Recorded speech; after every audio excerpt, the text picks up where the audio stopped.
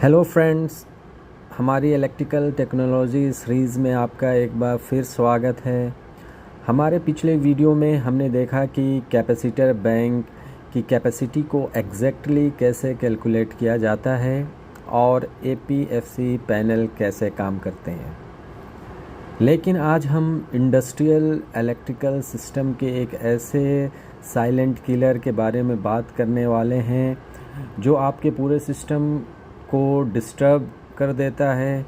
क्या आपने कभी सोचा है कि एकदम सही और नए पावर कैपेसिटर्स अचानक फूल क्यों जाते हैं, गर्म क्यों हो जाते हैं, या बिना किसी ओवर वोल्टेज के भी उनके अपस्ट्रीम ब्रेकर्स बार बार ट्रिप क्यों होते हैं? इन सभी प्रॉब्लम के पीछे का असली विलेन है हार्मोनिक्स। आज की इस वीडियो में हम डीपली समझेंगे कि हार्मोनिक्स आपके कैपेसिटर बैंकों पर हमला कैसे करता है, कैपेसिटिव रिएक्टेंस ट्रैप के पीछे की फ़िज़िक्स क्या है, और आप डिट्यून्स, रिएक्टर्स और मॉडर्न फ़िल्टरिंग का यूज़ करके अपने सिस्टम को कैसे सेफ कर सकते हैं। तो चलिए शुरू करते हैं। सबसे पहले आइए समझते हैं ये हार्मोनिक्स क्या होता है। तो दोस्तों, जैसा कि आप लोग जानते हैं, करंट और वोल्टेज एक वेव फॉर्म के साइनसॉइडल वेव फॉर्म के फॉर्म में फ़्लो करता है और अपनी साइकिल कंप्लीट करता है, और इस तरह से ये 1 सेकेंड में 50 टाइम्स अपने साइकिल को कंप्लीट करता है, जिसे हम 50 हर्ट्ज़ कहते हैं। इस 50 टाइम्स के साइकिल को कंप्लीट करने को ही हम 50 हर्ट्ज़ फ्रीक्वेंसी कहते हैं।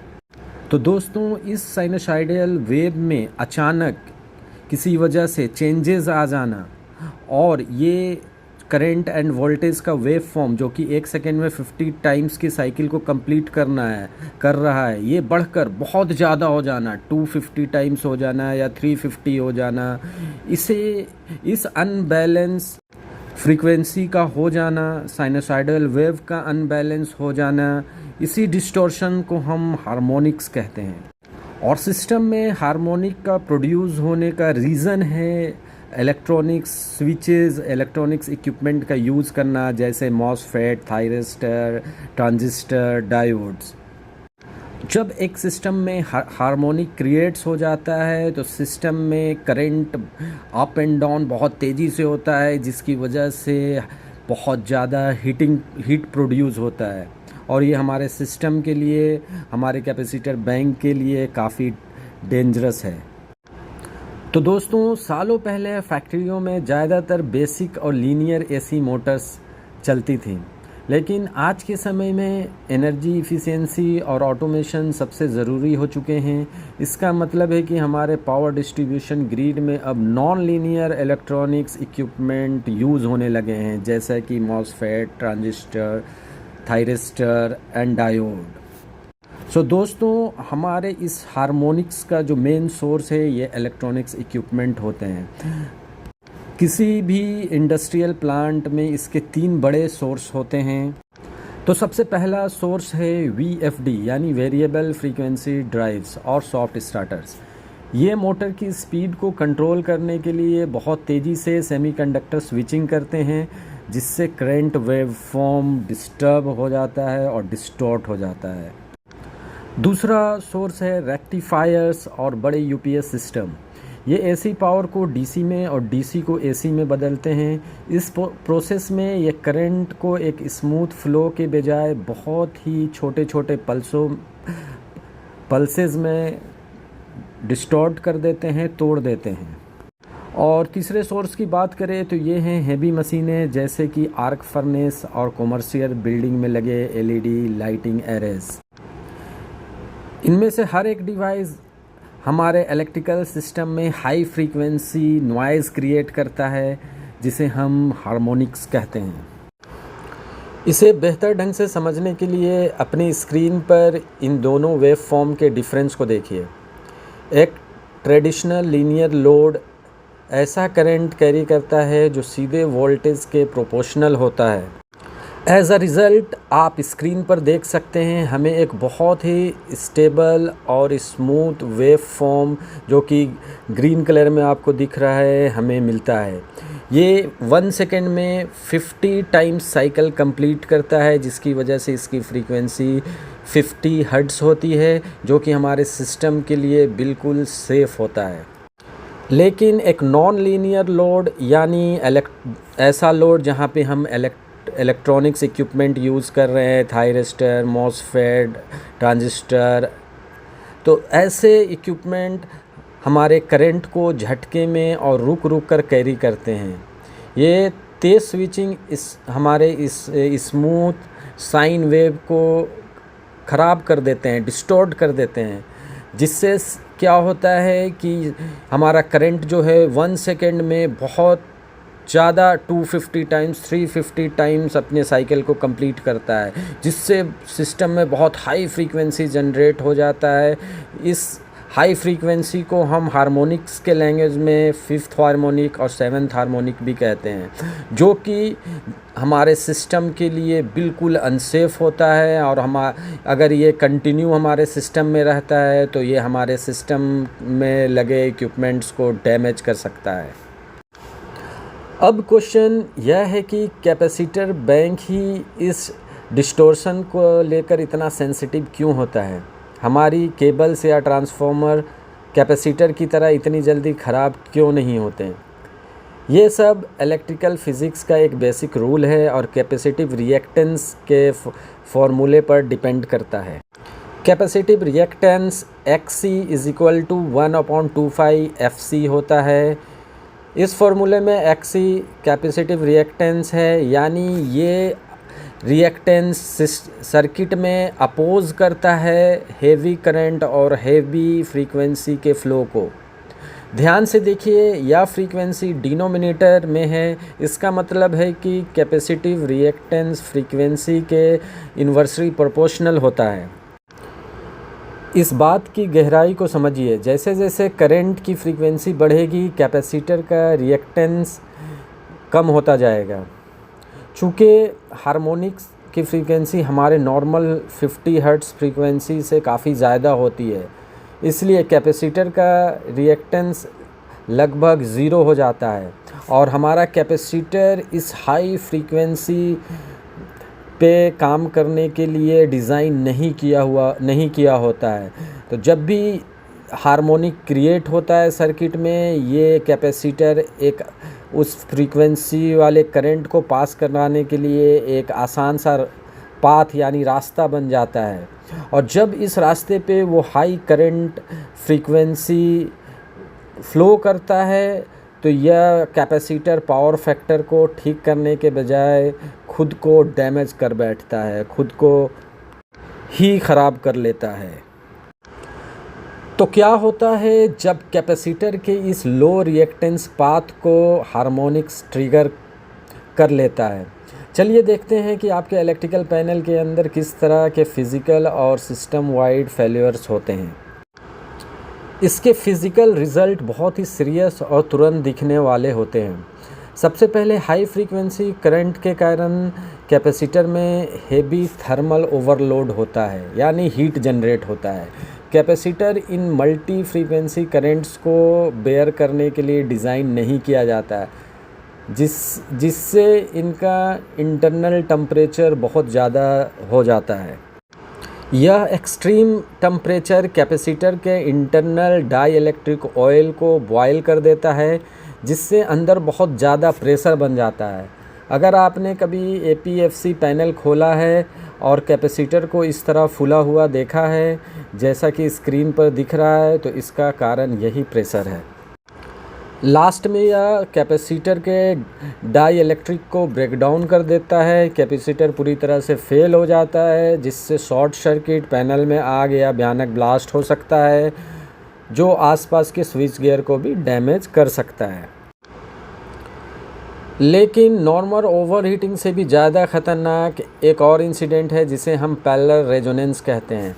ये पैरेलल रेजोनेंस क्या होता है दोस्तों? जब भी किसी सर्किट में इंडक्टिव रिएक्टेंस इक्वल हो जाता है कैपेसिटिव रिएक्टेंस के, तो इस केस में सर्किट हमारा प्योर रेसिस्टिव हो जाता है और जो कैपेसिटिव रिएक्टेंस जो करंट को अपोज करने वाला था, उसको इंडक्टिव रिएक्टेंस कैंसिल कर देता है और वो करंट को जो एक्स्ट्रा करंट सर्किट में है उसको वो अपोज नहीं कर पाता। इस कंडीशन को हम parallel resonance in LC circuit कहते हैं। हमारी सर्किट स्टेप डाउन ट्रांसफार्मर में इंडक्टिव प्रॉपर्टीज़ होती है और हमारे कैपेसिटर बैंक में कैपेसिटिव प्रॉपर्टीज़ होती है। जब ये दोनों आपस में जुड़ते हैं तो ये एक पैरेलल एलसी लूप बनाते हैं। जब ये हार्मोनिक्स हमारे सिस्टम में क्रिएट हो जाता है और रेजोनेंस का कंडीशन आ जाता है, तब हमारे कैपेसिटर का कैपेसिटिव रिएक्टेंस 0 हो जाता है, जिसके वजह से करंट ट्रांसफार्मर और कैपेसिटर बैंक के बीच बहुत तेज़ी से बाउंस करने लगती है डिस्टॉर्ट वेव के साथ, और अपने नॉर्मल वैल्यू से 15 टाइम्स तक बढ़ जाता है। करंट का यह क्रिटिकल इंक्रीमेंट किसी भी नॉर्मल सर्किट प्रोटेक्शन को बाईपास करके आपके पूरे कैपेसिटर बैंक को पलक झपकते ही बंद कर सकता है। इससे बचने के लिए हमें अपने कंपोनेंट्स के स्पेसिफिकेशंस को बहुत ध्यान से चुनना होगा। कई डिज़ाइनर्स हाई हार्मोनिक वाले एरियाज़ में भी नॉर्मल कैपेसिटर्स लगाने की गलती कर देते हैं। आइए इनका एक कंपैरिजन देखते हैं। एक नॉर्मल 415 वोल्ट कैपेसिटर केवल अपने नॉर्मल करंट के 1.3 टाइम्स करंट और 45 डिग्री सेल्सियस तक के टेम्परेचर को ही झेल सकता है। हार्मोनिक्स वाले कंडीशन में ये बहुत जल्दी शॉर्ट सर्किट हो जाता है। वहीं हेवी ड्यूटी कैपेसिटर वोल्टेज की एक बहुत बेहतर रेंज देता है, जैसे 440 वोल्ट से 480 वोल्ट्स तक, और ये 55 डिग्री टेम्परेचर तक काम करता है और 1.8 टाइम्स करंट ज़्यादा करंट आसानी से रेसिस्ट कर सकता है। लेकिन अगर आपके सिस्टम में हार्मोनिक्स का लेवल बहुत ज़्यादा है तो आपको केवल और केवल हार्मोनिक रेटेड डिट्यून्ड कैपेसिटर्स का ही यूज़ करना चाहिए। ये हमें वाइड वोल्टेज रेंज 525 वोल्ट से 690 वोल्ट तक का वोल्टेज रेंज प्रोवाइड करता है। ये समान करंट का 2.5 टाइम्स ज़्यादा करंट को रेसिस्ट कर सकता है और ये 70 डिग्री से ज़्यादा टेम्परेचर पे भी बिना ख़राब हुए काम करता है। अब जब हम इस खतरे को अच्छी तरह समझ चुके हैं तो चलिए इसके इलाज की बात करते हैं। हम अपने इलेक्ट्रिकल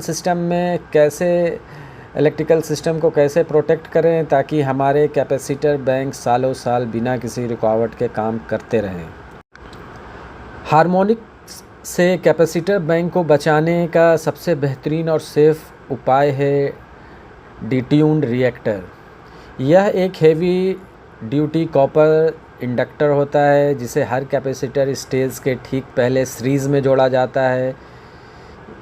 इस इंडक्टेंस को जोड़ने से हम उस ब्रांच के एलजी रेजोनेंस वैल्यू को अपने रिक्वायरमेंट के हिसाब से बदल सकते हैं, और जब ये रेजोनेंस वैल्यू चेंज हो जाता है तो हमारे ख़तरनाक हार्मोनिक्स या पाँचवां हार्मोनिक्स जो कि 250 हर्ट्ज़ पर होता है या सातवां हार्मोनिक्स जो कि 350 हर्ट्ज़ पे होता है, उस हार्मोनिक्स के वैल्यू को ये कम कर देता है। पाँचवें हार्मोनिक्स को ये 7% तक कम करके 189 के हर्ट्ज़ के वैल्यू तक ला देता है, और सातवें हार्मोनिक्स को ये कम करके 14% तक कम करके ये इसे 133 हर्ट्ज़ तक शिफ्ट कर देता है। और जब हम डिट्यून्ड रिएक्टर्स को सीरीज़ में जोड़ देते हैं तो ये जनरेट होने वाले हार्मोनिक्स को बिल्कुल सर्किट में कम कर देता है और ये हार्मोनिक फ्रीक्वेंसी पर इंडक्टिव बिहेव करने लगता है। हार्मोनिक्स को अपनी तरफ खींचने के बजाय यह लूप उन्हें सेफली दूर रिपेल करता है। इससे आपके कैपेसिटर पूरी तरह सेफ हो जाता है और नॉर्मल फ्रीक्वेंसी पर आपका पावर फैक्टर भी बिल्कुल सही बना रहता है। एक डिज़ाइन इंजीनियर के रूप में हमें हमेशा इंटरनेशनल स्टैंडर्ड के हिसाब से ही काम करना चाहिए। दुनिया भर में इसके लिए IEEE 519 को सबसे बड़ा स्टैंडर्ड माना जाता है, जो बताता है कि आपके पावर सिस्टम पर मैक्सिमम टोटल हार्मोनिक्स डिस्टोर्शन यानी THD कितना होना चाहिए। 1 किलो वोल्ट से कम वाले लो वोल्टेज सिस्टम के लिए यह स्टैंडर्ड 8% तक THD अलाउड करता है, लेकिन जैसे ही आप 69 किलो वोल्ट तक के मीडियम वोल्टेज पर जाते हैं यह रेंज घटकर 5% रह जाता है और 69 किलो वोल्ट से ऊपर की यूटिलिटी ट्रांसमिशन लाइन के लिए यह सिर्फ 2.5% तक ही अलाउड है। इससे ज़्यादा हमें ग्रिड अलाउड नहीं करता। अपने प्लांट का पावर क्वालिटी ऑडिट करते समय इन पैरामीटर्स को हमेशा याद रखें। अगर आपका सिस्टम इन लिमिट्स को पार कर रहा है तो यूटिलिटी पेनाल्टी और इक्विपमेंट्स के नुकसान से बचने के लिए आपको तुरंत कदम उठाने की ज़रूरत है। तो शॉर्ट में समझें, कैपेसिटर्स हाई फ्रीक्वेंसी करेंट्स को लेकर बहुत सेंसिटिव होता है। अगर आपकी फैक्ट्री में VFD रेक्टिफायर्स या UPS सिस्टम लगे हैं तो बिना सेफ्टी के नॉर्मल कैपेसिटर बैंक लगाना एक चलते हुए टाइम बम जैसा है। हमेशा हेवी ड्यूटी कैपेसिटर्स के साथ सीरीज़ डिट्यून्ड रिएक्टर्स का यूज़ करें ताकि रेजोनेंस पॉइंट को बदला जा सके और आपका सिस्टम सालों साल सेफ चले। मुझे उम्मीद है कि यह वीडियो आपके प्लांट को सेफ़ और इफ़िशियंट बनाने में मदद करेगा। अगर पैरेलल रेजोनेंस डिट्यूनिंग फैक्टर्स या इनकी साइजिंग को लेकर आपका कोई भी सवाल है तो नीचे कमेंट सेक्शन में ज़रूर पूछें। इस वीडियो को लाइक करना, चैनल्स को सब्सक्राइब करना और नोटिफिकेशन बेल दबाना बिल्कुल ना भूलें ताकि हमारी अगली इलेक्ट्रिकल गाइड आपसे मिस ना हो। अगले वीडियो तक सीखते रहिए, आगे बढ़ते रहिए और आपसे मिलूँगा अगले वीडियो में। Thank you so much.